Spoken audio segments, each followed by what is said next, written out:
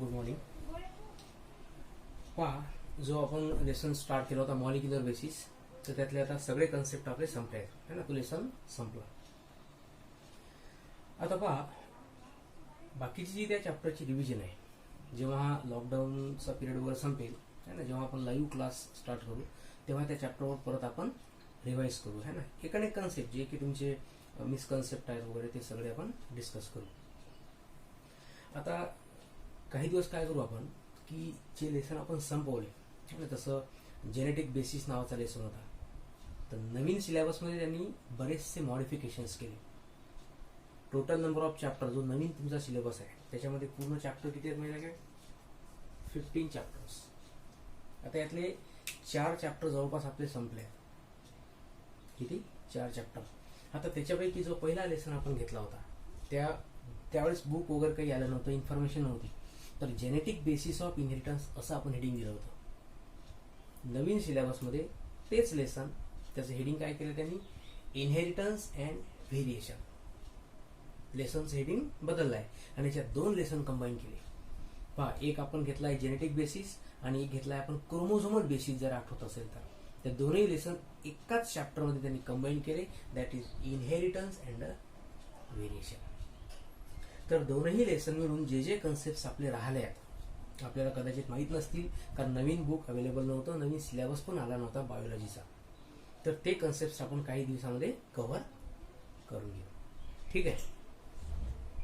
आता अमॉंग दी मेंडेलिझम एक्सपेरिमेंट, आता यातला जो पार्ट आपण ऑलरेडी कम्प्लीट केलाय तो कोणकोणता आहे?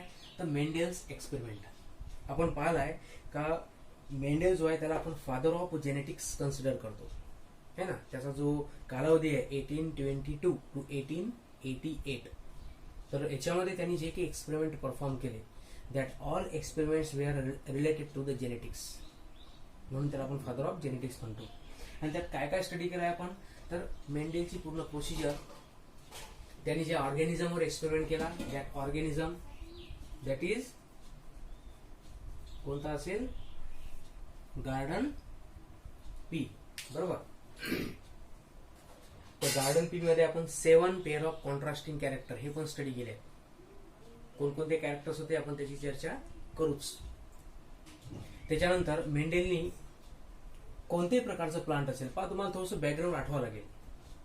त्यांनी स्टडी काय केलाय?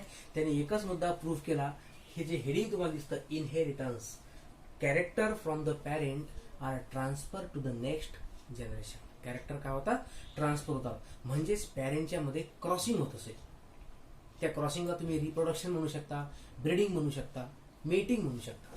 अशा वेगवेगळ्या टर्म्स ज्या राहतात we can use for the reproduction purpose. तर जेव्हा 2 पी प्लांट मध्ये गार्डन पी प्लांट त्यांनी सिलेक्ट केलाय, तर त्याच्यामध्ये जेव्हा आपण पॉलिनेशन, फर्टिलायझेशन या सगळ्या प्रोसेस आपण स्टडी करतो, तर तेव्हा नवीन जनरेशन बनेल. तर त्याच्यामध्ये त्यांनी स्वतःची एक नवीन टर्म दिली होती मेंडेलनी. जेव्हा एखादा क्रॉस परफॉर्म करतो आपण, बरोबर आहे, तर तो आपण कॅरेक्टरचा स्टडी करण्याकरता परफॉर्म करतो, बरोबर आहे. तर आपण पाहिलंय मेंडेल एक्सपेरिमेंट मध्ये मोनो हायब्रिड क्रॉस, डाय हायब्रिड क्रॉस, हे सगळं आपण कम्प्लीट केलं ऑलरेडी. त्याच्यानंतर मेंडेल्स लॉज आपण डिस्कस केले होते, बरोबर आहे. कोणकोणते लॉज डिस्कस केले होते आपण? लॉ ऑफ डॉमिनन्स, त्याच्यानंतर law of segregation, and third was law of काय म्हणतात त्याला?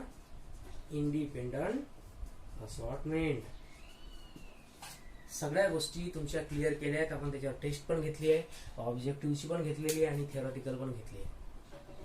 तर जस्ट ओव्हरलुक करायचं आहे, कारण डायरेक्ट लिंक लागत नसते विद्यार्थ्यांची, मला माहित आहे. तर हा झाला आपला syllabus which was completed already. Mendel experiment. त्याच्यानंतर न्यू मेंडेलिझम, म्हणजे असे काही एक्सपर्ट लोक आहेत ज्यांनी मेंडेलच्या पेक्षा वेगवेगळ्या प्लांटवर, वेगवेगळ्या ऑर्गॅनिझमवर एक्सपेरिमेंट केले. एक्सपेरिमेंट तेच होते. कोणते एक्सपेरिमेंट, त्याचं नाव या समोर येणारच आहे. तर त्याला आपण नाव दिलं होतं कोणतं? न्यू मेंडेलिझम, किंवा आपण त्याला पोस्ट मेंडेलियन जेनेटिक्स म्हणतो. आता या पोस्ट मेंडेलियन जेनेटिक्स मध्ये आपण ते इनकम्प्लीट डॉमिनन्स, को डॉमिनन्स, हा सगळा आपला पास पार्ट आहे. आता याची चर्चा आपण सध्या करत बसू नये. मला डायरेक्ट तुमचा जो रिमेनिंग पार्ट आहे इनहेरिटन्स मधला तो कम्प्लीट करायचा आहे, तो आपण पाहू. ठीक आहे. आणि जेव्हा आपण लाईव्ह क्लासमध्ये स्टडी करू तेव्हा सगळे कन्सेप्ट परत कव्हर केले जातील. ओके. तर पहा, आता याच्यातला जो महत्वाचा पार्ट राहिला आहे, 2 ते 3 टॉपिक राहिले फक्त. त्यात तुम्हाला पेपरमध्ये एक क्वेश्चन केला जाऊ शकतो, what are the reasons for Mendel's success. एक तर Mendel called as father of genetics, हा एक महत्वाचा मुद्दा आहे. आता याच्यामध्ये आश्चर्याची बाब ही आहे की Mendel did not know the term genetics, कारण मेंडेलची जी की डिस्कवरी आहे 19th सेंचुरी, त्याच्यानंतर जेनेटिक्स वर्ड कॉइन केलाय. बरोबर आहे. बेटसन नावाचा जो सायंटिस्ट आहे त्याने 1906 मध्ये जेनेटिक टर्म कॉइन केली, लक्षात ठेवायचं आहे. But still father of genetics is Mendel. का म्हणायचं आहे, कारण मेंडेलनी गार्डन पी प्लांटवरची जी एक्सपेरिमेंट केली, and the scientific name for this garden pea is Pisum sativum. बरोबर. तर याच्यामध्ये जो काही त्यांनी रिसर्च केला, जे की त्यांनी परफॉर्म केलाय क्रॉसेस वगैरे, तर याच्यावरून जेनेटिक्स नावाची टर्म ओरिजिनेट झाली. आणि जे की त्यांनी स्वतःचे लॉज बनवले, actually that laws were not written by the Mendel. त्यांनी फक्त स्वतःचं प्रिन्सिपल मांडलाय, स्वतःचा कन्सेप्ट मांडलाय, त्याला राईटअप करण्याचं काम केलंय वेगळ्या सायंटिस्टनी, म्हणून त्याला आपण पोस्ट मेंडेलियन म्हणतो. ओके. त्याच्यामध्ये एक सायंटिस्ट तुम्हाला लक्षात ठेवायचा आहे, that is Correns, who postulate laws of inheritance. Okay. आता ठीक आहे, या सगळ्या मेंडेलच्या एक्सपेरिमेंट वरून असं काय, अशा कोणकोणत्या गोष्टी आहेत, असे कोणकोणते कन्सेप्ट्स आहेत जे प्रूव्ह करतात की these are the reasons which are responsible for Mendel's success. का सक्सेसफुल झाला तो, तर पहा त्यातला 1 by 1 रिझन आपण डिस्कस करू. नंबर 1,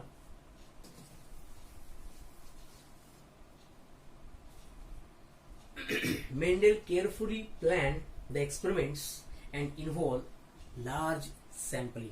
सगळ्यात महत्वाचं कॅरेक्टर आहे. आता पहा काय काय लक्षात येते त्याच्यावर. कोणत्याही प्रकारचा एक्सपेरिमेंट एखाद्या एक्सपर्ट लोकांना परफॉर्म करायचा आहे, सायंटिस्टला परफॉर्म करायचा आहे, तर त्याचं प्लॅनिंग फार गरजेचं असतं. आता प्लॅनिंग म्हणजे काय या ठिकाणी, गार्डन पी प्लांट आहे, तर त्यांनी तेच प्लांट का सिलेक्ट केलं असेल, तर आपण त्याचे काही कॅरेक्टर्स पाहिले. त्याचा लाईफ स्पॅन शॉर्ट असतो, सेल्फ पॉलिनेशन घडतं, number of seeds are large, flower size conspicuous, हे सगळे त्या पी प्लांट मधले कॅरेक्टर्स आहेत. मग त्यांनी ते प्लांट निवडलं, हेच तर त्याचं सगळ्यात पहिलं प्लॅनिंग आहे ना. म्हणजे या टॉपिक मध्ये तुम्ही लिहू शकता सिलेक्शन ऑफ मटेरियल, फार महत्वाचं प्लॅनिंग आहे. त्याच्यानंतर पी प्लांट पासून नवीन जनरेशन तयार करायची आहे, मग त्याचे सीड्स ज्या राहतात त्यांना सीडिंग केव्हा करायचं आहे, बरोबर आहे. बियाणं ज्याला लावणं म्हणतो आपण, पेरणी केव्हा करायची आहे, तर सीडिंग केव्हा करायचं आहे. त्याच्यानंतर वॉटरिंगची प्रोसेस आहे, त्याच्यानंतर त्या प्लांटची त्याचं मेंटेनन्स आहे, त्याचं मॅनेजमेंट आहे, नवीन जनरेशन तयार करणं आहे, त्याच्यामध्ये आर्टिफिशियल एक्सपेरिमेंट करणं आहे. या सगळ्या गोष्टींचं प्लॅनिंग मेंडेलनी ऑलरेडी केलं होतं. And that all planning was very very careful and involve large sample. आता या पी प्लांट मधले कॅरेक्टर पाय. The P plant produces large number of the seeds, आणि जेवढ्या जास्त सीड्स तयार होतील तेवढे नवीन नवीन प्लांट्स तयार होतील. म्हणजे ऍट अ टाइम एक्सपेरिमेंट जर तुम्हाला करायचं असेल, you should require large number of the sample, कारण एक्सपेरिमेंटच्या दरम्यान त्यातले काही सॅम्पल लॉस होऊ शकतात, बरोबर आहे. आणि प्रत्येक वेळेस एक्सपेरिमेंट सक्सेसफुल होईलच याची गॅरंटी नसतं. For that purpose the sample he was used was in the large number. हा झाला पहिला मुद्दा for the success of Mendel. After that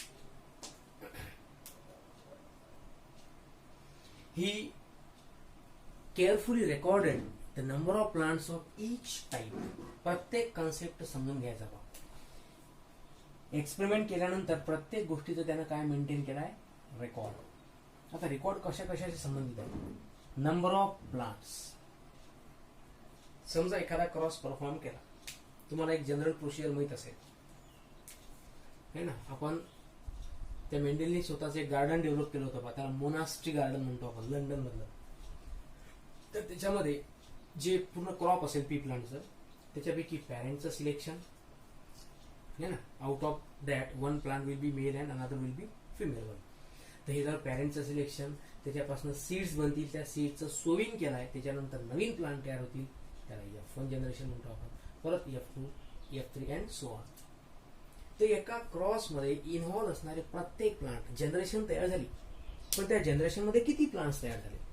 4 plant तयार झाले, 5 प्लांट तयार झाले, आणखी किती झाले? त्या सगळ्या प्लांटचा नंबर, त्याचा रेकॉर्ड ठेवणं.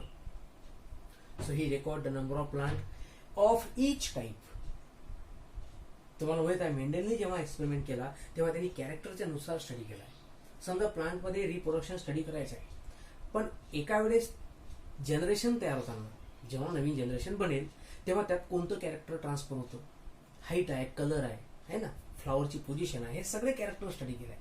मग प्रत्येक प्लांटची व्हरायटी वेगळी असेल. हा, स्पीसीज तेच आहे, गार्डन पी प्लांटच आहे, Pisum sativum is there, but every plant have different type of characters. त्याचं कॉम्बिनेशन त्यांनी वेगवेगळं सिलेक्ट केलंय. म्हणून म्हटलंय की प्रत्येक प्रकारचं जे प्लांट आहे त्याचा number of plant of each type he maintain a record and express his results as ratios. For your kind of information, ratios आपण पाहिलाय. समजा मोनोहायब्रिड क्रॉस जर परफॉर्म केला, इन मोनोहायब्रिड क्रॉस, तर त्याच्यामध्ये आपण फिनोटिपिक अँड जिनोटिपिक रेशोज काढत असतो आहे ना. फिनोटिपिक रेशो असेल तर इट इज 3:1, जिनोटिपिक रेशो असेल तर 1:2:1. मग आता या रेशोचं सिग्निफिकन्स काय असेल? याचा अर्थ काय होतो रेशोचा? अमॉंग द प्रोजेनी, नवीन जनरेशन बनताना जी प्रोजेनी बनली असेल, जे नवीन प्लांट्स बनले, त्यातले प्रत्येक प्लांटचं कॅरेक्टर. समजा आता एक्झाम्पल आपण घेतलं हाईट ऑफ द स्टेम.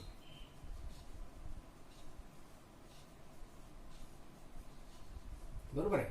त्या हाईट ऑफ द स्टेम मध्ये आपण पॅरेंट कसे सिलेक्ट करतो? एक टॉल प्लांट घेतो, दुसरं डॉर्फ प्लांट. मग जेव्हा जनरेशन तयार होईल, त्या जनरेशन मध्ये किती प्लांट टॉल आहेत आणि किती प्लांट डॉर्फ आहेत? टॉल आणि डॉर्फ या दोन्ही प्लांटचं गुणोत्तर आहे ना, त्यांचं कम्पेरेबल पर्सेंटेज किती राहते, त्याला म्हणत असतो काय? रेशो.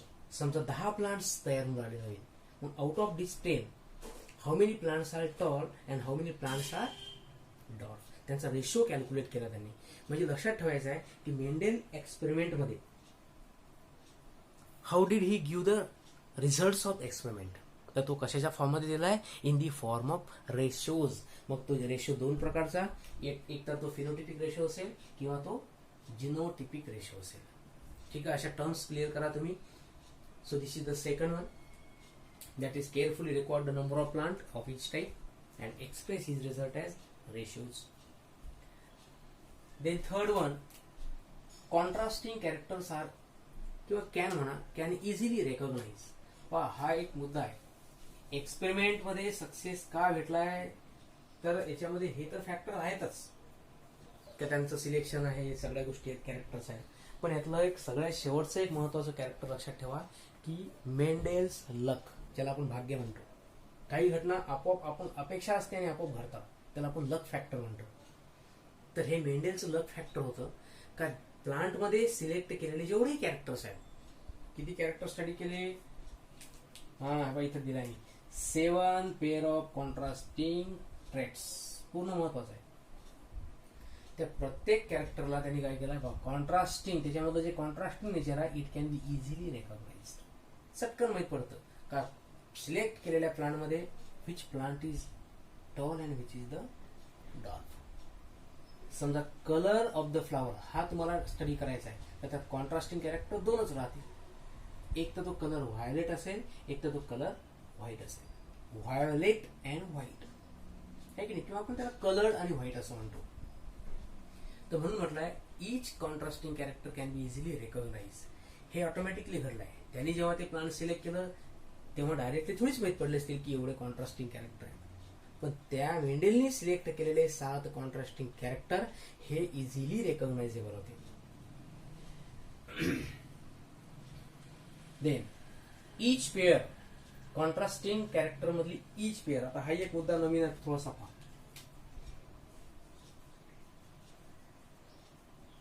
Contrasting trait. आता याचं एक्झाम्पल जर आपण घेतो म्हटलं, कोणते घेऊ शकता आपण? For example we will take colour of the seed. है ना, या कलर ऑफ द सीड मध्ये एक असतं येलो आणि दुसरं असतं ग्रीन. आता येलो कलर्ड सीड आणि ग्रीन कलर्ड सीड ह्या दोन गोष्टी काय झाल्या? These are called as contrasting.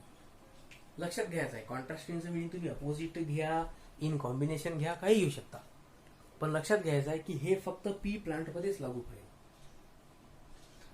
एकतर प्लांटचा सीड कलर येलो असेल किंवा ग्रीन, याच्यामध्ये इंटरमिजिएट कलर आढळलेला नाही. फिक्स्ड कॉन्ट्रास्टिंग नेचर होतं, बरोबर आहे. And these characters were controlled by single factors each. For example, color of the seed, आपण याच्या अगोदरच लेसन पाहिला की every character is control by gene. प्रत्येक कॅरेक्टरला कोण कंट्रोल करेल? जीन. मग आता एक जीन आहे, कलर ऑफ द सीडला कंट्रोल करतो, पण या एका कॅरेक्टरचे दोन फीचर्स आहेत. मग जे फीचर्स आहेत तसे जीन स्वतःचे काय तयार करेल? अलील्स तयार करेल. Genes will form the allele. मग आता यातला कॅपिटल वाय नावाचा अलील आहे, तो वाय येलो कलरला कंट्रोल करेल, आणि स्मॉल वाय आहे तो कोणाला कंट्रोल करेल? ग्रीनला. म्हणजे एव्हरी जीन पजेस, हे मेंडेलचे कन्सेप्ट आहे, पहा लक्षात ठेवा. Every gene has at least 2 अलील. प्रत्येक जीन स्वतःचे अल्टरनेटिव्ह फॉर्म्स बनवतो, त्याला आपण अलील म्हणतो. हा कन्सेप्ट इझिली लक्षात येत नाही, पहा समजून घ्या तुम्ही, ठीक आहे. आणि ते दोनच अलील असतात असं मेंडेलचं म्हणणं आहे.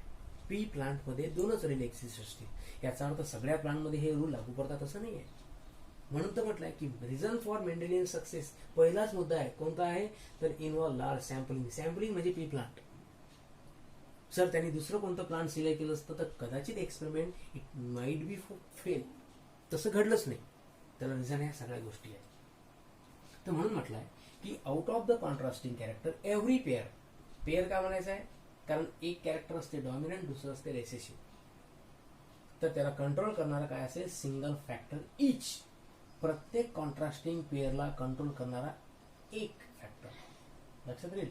हे फॅक्टर म्हणजे काय? मेंडेलने जी टर्म यूज केली, कोणती? फॅक्टर. त्यालाच आपण काय कन्सिडर करतो? Gene. Gene and factor both are the same and same. पण पेपरमध्ये जर विचारलं की which term was use by the Mendel for the controlling of character, तर त्याचे आन्सर येईल फॅक्टर. मेंडेलला जीन, जेनेटिक्स ह्या टर्म्स माहिती नव्हत्या. जीन हे एक मॉडर्न टर्म आहे. त्याच्यानंतर factors located on separate chromosomes, हा एक महत्वाचा मुद्दा आहे. जर आपल्याला या जीन्स आणि फॅक्टरची इन्फॉर्मेशन घ्यायची असेल, एक्झाम्पल आपण तेच ठेवू.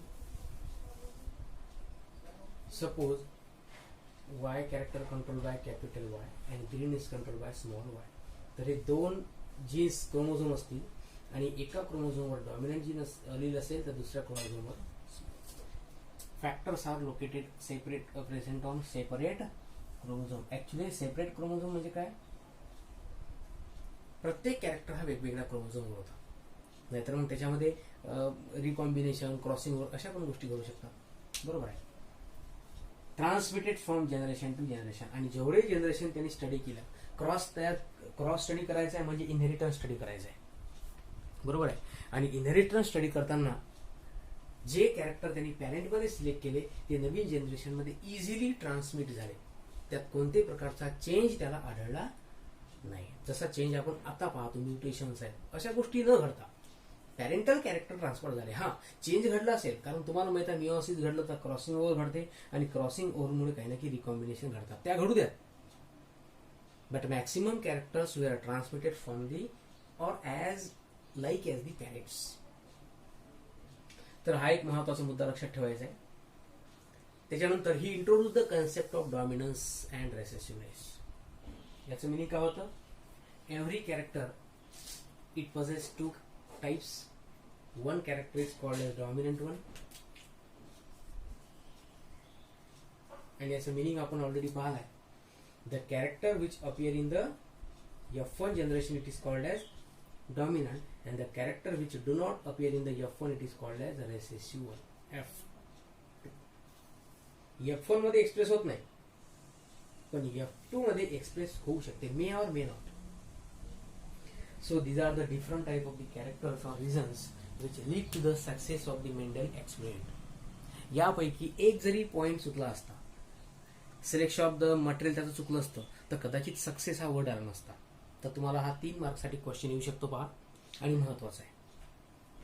ठीक आहे. आता याच्यानंतर जर तुम्हाला यातला कोणता कन्सेप्ट समजला नसेल तर एकच क्लिअर करा, मेंडेलमध्ये जे 7 पेअर ऑफ कॉन्ट्रास्टिंग कॅरेक्टर आहे तो चार्ट तुम्हाला ओव्हरलुक करावा लागेल, है ना. हाईट ऑफ द स्टेम आहे, कलर ऑफ द फ्लॉवर आहे, पोझिशन ऑफ द फ्लॉवर असेल, axial terminal, shape of the seed, colour of the seed, त्यानंतर shape of the pod, colour of the pod, असे सगळे कन्सेप्ट तुम्हाला ते वाचावे लागतील. नंतर हा टॉपिक क्लिअर होईल. So this is about reasons of Mendel success.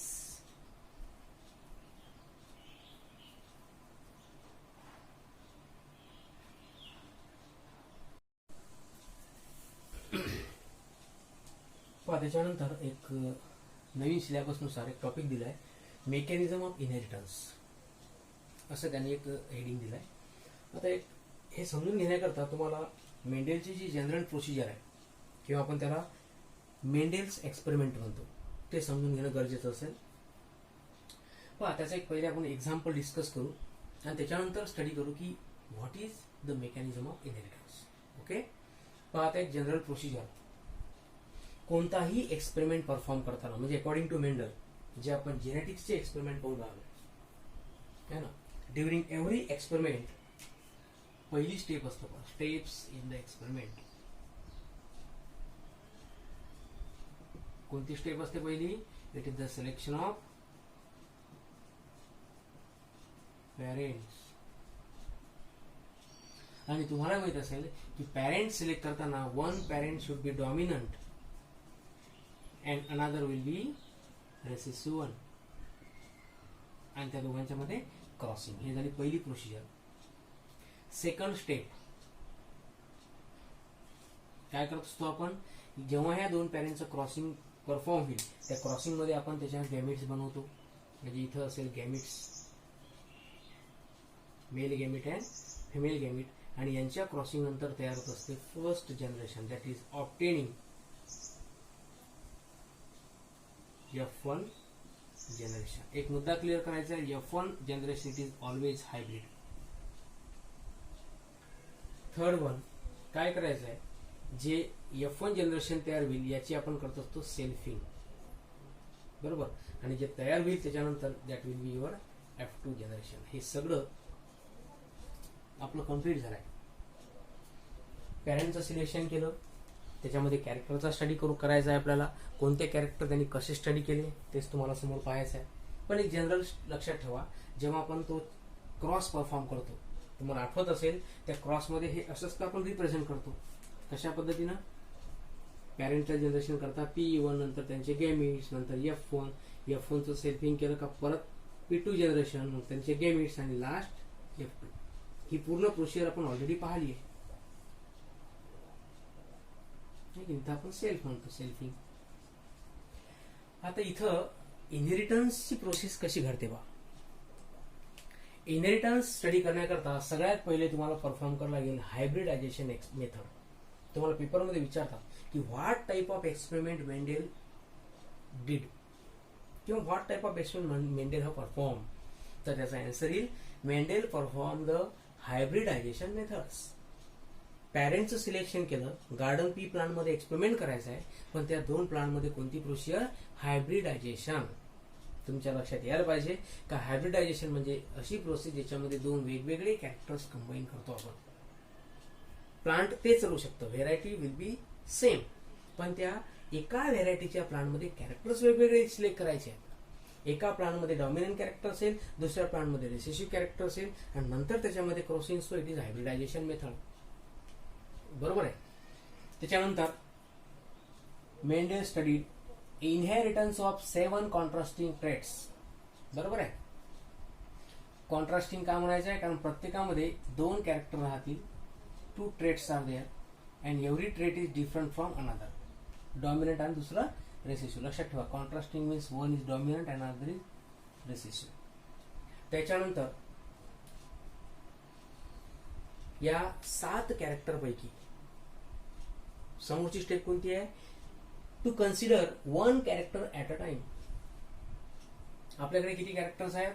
7 character. मग तुम्हाला क्रॉस परफॉर्म करायचं आहे. मग क्रॉस परफॉर्म करताना सगळ्यात पहिली स्टेप कोणती? आताच सांगितलं, सिलेक्शन ऑफ पॅरेंट. मग अमॉंग द पॅरेंट तुम्हाला फक्त एकच कॅरेक्टर ऍट अ टाइम समजून घ्यायचं आहे. मग तुम्ही ते height of the plant consider करा, कलर ऑफ द फ्लॉवर असेल, पोझिशन ऑफ द फ्लॉवर असेल. मेंडेलच्या एक्सपेरिमेंटमध्ये ह्या सगळ्या गोष्टी घडल्या. That's why he become successful.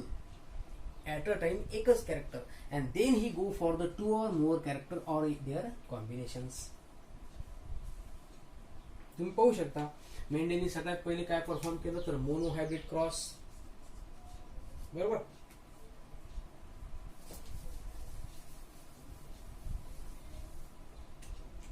आपण हा मुद्दा पाहून राहिलो,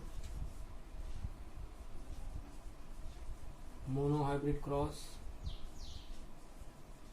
आता याचं मिनिंगच होतं द क्रॉस विच इन्व्हॉल्व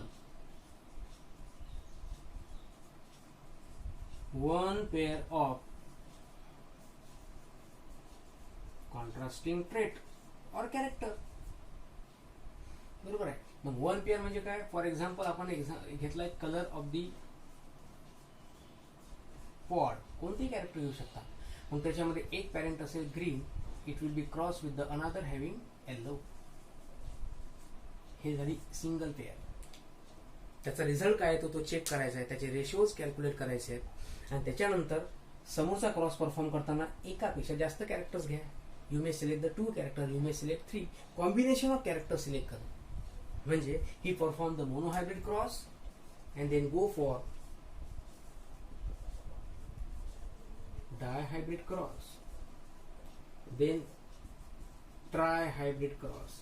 आता ट्राय हायब्रिड क्रॉस जो आहे तो आपण मेंडेलचा तर स्टडी केला नाहीये, पण तुम्हाला एक एक्झाम्पल आठवत असेल, आपण ह्युमन स्किन कलरचं एक्झाम्पल पाहिलं आणि त्याच्यामध्ये ट्राय हायब्रिड क्रॉस आहे.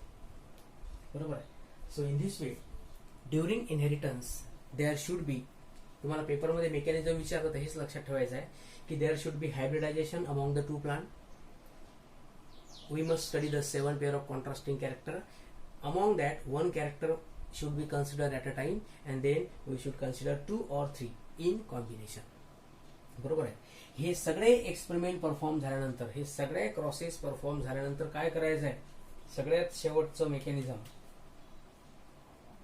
Processing of the data. Cross perform झाला म्हणजे तुम्हाला काय मिळेल?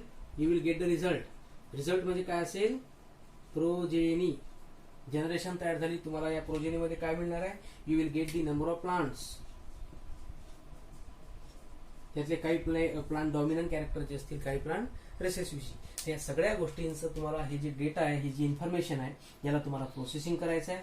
कसं प्रोसेसिंग कराल? मॅथमॅटिकली आपण त्याचे आपण नंबर ऑफ प्लांट कॅल्क्युलेट करतो आहे ना, अँड स्टॅटिस्टिकली आपण त्याचा रेशो, त्याचं कम्पेरेबल स्टडी करतो. टॉल किती आहे, डार्क किती आहे, कलर किती आहे, कलरलेस व्हाईट किती आहे. त्या सगळ्या स्टडीला आपण म्हणतो mathematical study and then statistical approach. या सगळ्या गोष्टींचं रेकॉर्ड ठेवलं तर ही कम्प्लीट प्रोसेस जी झाली याला म्हणतात mechanism of inheritance. In simple word, inheritance म्हणजे ट्रान्समिशन ऑफ कॅरेक्टर. म्हणजेच तुम्ही काय परफॉर्म करता? You will perform the cross. मग क्रॉसची प्रोसिजर तुम्हाला अशी माहिती आहे आणि त्या क्रॉस घडताना ह्या सगळ्या गोष्टींचा आपण स्टडी करतो. ओके. तर नवीन सिलेबस मधले हे 2 मुद्दे तुम्हाला क्लिअर करायचे. पहिला मुद्दा आपण क्लिअर केला, reasons for the Mendel success, आणि सेकंड पॉइंट आपण पाहिला मेकॅनिझम ऑफ इनहेरिटन्स. ठीक आहे. एवढं सध्या पुरतं लक्षात ठेवायचं आहे. आपण उद्याच्या क्लासला टेस्ट आणि बॅक क्रॉस पाहू. बरोबर.